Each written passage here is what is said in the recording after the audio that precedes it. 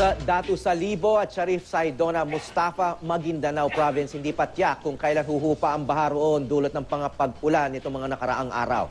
Ang ilang eskwelahan tuloy mahigit 1 linggo nang hindi nakakapagklase. May news to go si Von Aquino.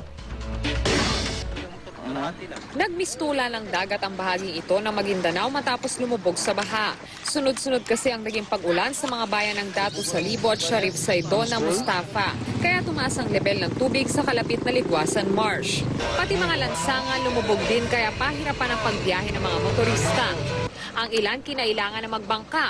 May mga tricycle naman na tuloy pa rin sa pamamasada kahit lubog na ang kalahati sa tubig. May mga matataas man na bahagi ang kalsada, naging maputik naman ang mga ito.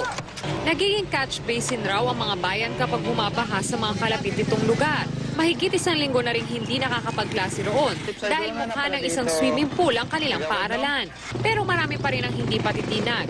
Gaya na lang ng may-ari ng karinderyang ito na tuloy pa rin ang negosyo kahit lubog sa baha ang kainan. Hindi pa tiyak kung kailan huhupa ang baha, pero tiyak ang mga residente na humupa man ito, isang malaking perwisyo na ang dala nito sa kanilang pang-araw-araw na buhay. Von Aquino, GMA News.